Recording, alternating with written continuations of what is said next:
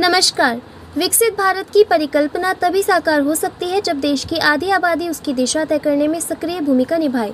महिलाओं की भागीदारी केवल सामाजिक न्याय का प्रश्न नहीं है, बल्कि यह देश के समग्र संतुलित विकास के लिए अनिवार्य शर्त है। इस भागीदारी से प्रधानमंत्री जी की संकल्पना साकार होगी और भारत 2047 तक विकसित राष्ट्र निश्चित तौर पर बनेगा। यह भी स्पष्ट रूप से समझना आवश्यक है कि यह महिलाओं का अधिकार है, जिसे लंबे समय से टालते रहने की स्थिति अब समाप्त होनी चाहिए। देश की नारी शक्ति ने हर क्षेत्र में अपनी योग्यता सिद्ध की है और अब समय है कि उन्हें नीति निर्माण के सर्वोच्च मंचों पर भी उचित स्थान मिले। नारी शक्ति वंदन अधिनियम के माध्यम से प्रधानमंत्री जी ने ऐतिहासिक न्याय किया है। हरिओम बंसल, मंजू शर्मा, प्रीति जांगड़ा, डॉक्टर नीलू राणा, महानगर उपाध्यक्ष, भारतीय जनता पार्टी सहारनपुर। मेरा सादर प्रणाम।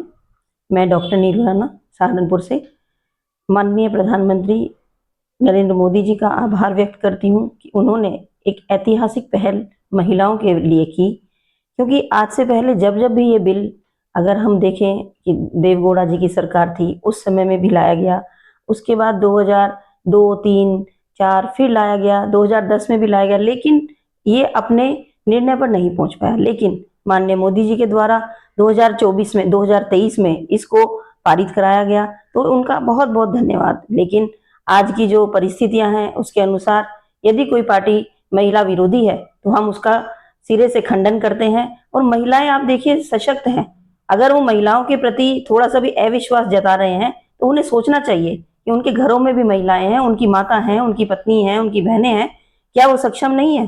क्या वो राजनीति के माध्यम से देश को संवार नहीं सकती? तो यही मेरा कहना है कि समस्त नारी जाति के लिए यह बिल अत्यंत महत्वपूर्ण था, है और रहेगा। और हम सदैव माननीय मोदी जी के साथ हैं, सदैव उनके साथ कंधे से कंधा मिलाकर चलते रहेंगे और उनके कदम से कदम मिलाकर चलने के लिए मैं सभी नारी समाज को कहना चाहूंगी, नारी शक्ति को, कि वह आए और मोदी जी का इस बिल को पारित कराने में साथ दें। नमस्कार, मेरा नाम प्रीति है और मैं लाल सखी द विमेंस वॉइस फाउंडेशन की निर्देशिका और संस्थापिका के रूप में काम करती हूँ उत्तर प्रदेश में। नारी शक्ति वंदन अधिनियम जो 2023 में आया था सर्वसम्मति से और माननीय प्रधानमंत्री मोदी जी की अध्यक्षता में ये बिल पास हुआ है, इसका मैं तहे दिल से शुक्रिया अदा करना चाहूंगी माननीय प्रधानमंत्री जी का। और देश की समस्त महिलाओं की तरफ से मैं स्वागत करना चाहूंगी इस बिल का। और जो अन्य विरोध कर रहे हैं, कुछ लोग कह रहे हैं कि इसकी ऐसे चीजें होंगी, ऐसे रहेगी, मेरा मानना है कि जब तक पॉलिसी मेकिंग में अगर चेंज लाना है, निर्णय में चेंज लाना है, तो कहीं ना कहीं महिलाओं को हर हर क्षेत्र में आगे आना पड़ेगा। और हमारे देश में अगर आप देखिएगा तो अभी तत्कालीन रूप से आप देख लीजिए कि कितनी महिलाएं विधानसभा में हैं या कितनी महिलाएं लोकसभा में हमारी पदस्थ हैं, तो बहुत कम मात्रा है। तो इसी को मद्देनजर देखते हुए ये 1/3 जो भाग है 33% का रिजर्वेशन आया है, जो कि हमें उम्मीद है कि जल्दी 1-2 साल में या फिर जनगणना के बाद में ये लागू होगा। और मुझे लगता है इससे बढ़िया डिसीजन महिलाओं के एम्पावरमेंट के लिए कुछ हो नहीं सकता है। And I pay thanks to the to the everyone who has been the part of this decision, the great bill.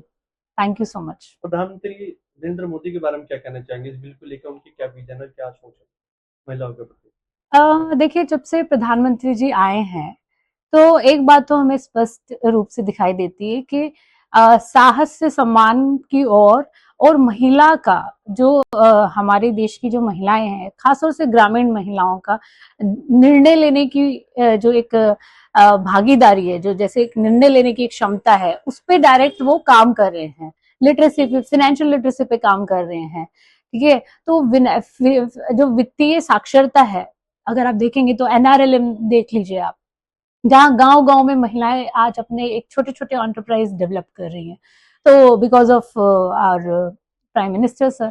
तो अब प्रधानमंत्री नारी शक्ति वंदन अधिनियम भी आया है, तो कुल मिला के हमें ऐसा लगता है कि कहीं ना कहीं चीजें तो बदल रही है, लेकिन और काम करने की जरूरत है और जनता को भी इसमें सहभागिता देने की जरूरत है। और जो अच्छे बिल हैं उनका तहे दिल से शुक्रिया अदा कीजिए, दिल खोल के स्वागत कीजिए। सिर्फ विरोध करने से ही मुझे लगता है कि समाज नहीं बदल सकता। मेरा नाम मंजू शर्मा, मैं भाजपा कार्यकर्ता हूँ।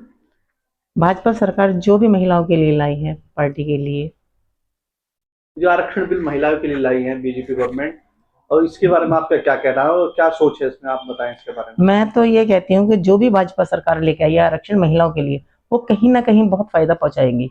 लेकिन जो राजनीतिक पार्टियां इसके विपक्ष में हैं, वो यह नहीं चाहती कि महिलाओं को कहीं ना कहीं फायदा हो।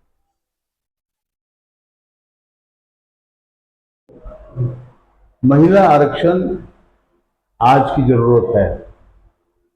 पहले महिलाएं अब से 25 साल पहले ज्यादा पढ़ी लिखी नहीं हुआ करती थी, जिसकी अब की जरूरत भी नहीं थी कि महिला आरक्षण हो। लेकिन अब राजनीति में महिलाओं का आना बेहद आवश्यक है।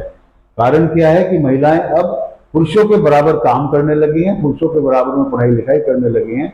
महिलाओं को भी अधिकार है कि वो जो भी सामाजिक बुराई है उसको उजागर करें, पार्लियामेंट के थ्रू उजागर करें, विधानसभा के थ्रू उजागर करें। महिला आरक्षण अवश्य होना चाहिए। मैं इसका कट्टर समर्थक हूं, इसका दुरुपयोग नहीं होना चाहिए। देखिए, लव जिहाद एक बीमारी की तरह फैल रहा है।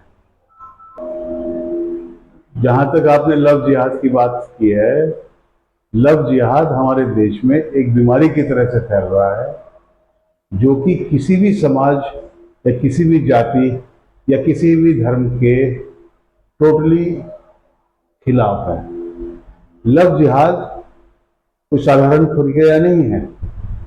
जहां तक मुझे समाचार मिले हैं या जहां तक मैं रिपोर्टिंग देखता हूं ऑल ओवर इंडिया की, लव जिहाद की वजह से आपस में नफरत हो रही है, हिंदू मुस्लिम की खाई बढ़ रही है, जो कि किसी भी रूप से हमारे देश की एकता और अखंडता के लिए सही नहीं है। लव जिहाद एकदम बंद होना चाहिए। इस टाइप के जितने भी इस प्रवृत्ति के लोग हैं, उनके घरों में भी माँ बहनें होती हैं, उनको भी समझना चाहिए कि अगर हम ऐसा ये सब चीज़ें जारी रखते हैं या हम जारी रखने के लिए इसके लिए फंडिंग करते हैं, तो ये एक ना एक दिन उन्हीं लोगों के लिए जो ये करवा रहे हैं, उन्हीं के लिए मुसीबत का वायद बन जाएगी। आपको रोकने के लिए आप किस तरह से क्या प्रयास होना चाहिए? इसको रोकने के लिए सख्त कानून, पहली चीज तो सख्त कानून होना चाहिए। दूसरा, धार्मिक जो उलेमाज हैं, धार्मिक जो हमारे धर्मगुरु हैं, उन लोगों को आपस में बातचीत करके समाज को ये बोलना चाहिए कि भाई आपको लव जिहाद की आवश्यकता नहीं है। प्रेम करना कोई गलत नहीं है, लेकिन आप प्रेम किस ढंग से कर रहे हैं? आप पहले अपने आप को कुछ और शो कर रहे हैं, बाद में कुछ और निकलते हैं। ये सब काम बंद होने चाहिए। आपको ये चाहिए कि आप जो भी काम करें दिल खोल के करें। अगर आप मुस्लिम हैं तो मुस्लिम बोलें अपने आप को, आप हिंदू हैं तो हिंदू बोलें। जो भी करें पारदर्शिता के साथ करें, न कि ये छुपा के कि साहब मैं पहले लव करने से पहले तो मैं हिंदू था और जब लव हो गया उसके साथ शारीरिक संबंध हो गए, वो लड़की मजबूर हो गई, उसके बाद आपने ये डिक्लेयर कर दिया कि साहब मैं मुल्ला हूं या मैं मुसलमान हूं, आप अपना धर्म परिवर्तन करिए, ऐसा है वैसा है। ये सब चीजें बिल्कुल समाज के लिए एक नासूर बनने का कार्य कर रही हैं। इनको तुरंत रोकना होगा। धर्म के टोटली खिलाफ है। लव जिहाद कोई साधारण प्रक्रिया नहीं है।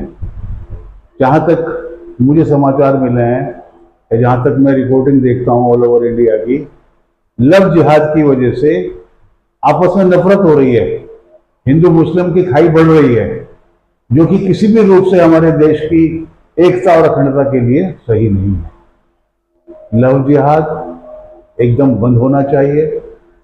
इस टाइप के जितने भी इस प्रवृत्ति के लोग हैं, उनके घरों में भी माँ बहनें होती हैं, उनको भी समझना चाहिए कि अगर हम ऐसा ये सब चीज़ें जारी रखते हैं या हम जारी रखने के लिए इसके लिए फंडिंग करते हैं, तो ये एक ना एक दिन उन्हीं लोगों के लिए जो ये करवा रहे हैं, उन्हीं के लिए मुसीबत का वायद बन जाएगी। आपको रोकने के लिए आप किस तरह से क्या प्रयास होना चाहिए? इसको रोकने के लिए सख्त कानून, पहली दफा, पहली चीज तो सख्त कानून होना चाहिए।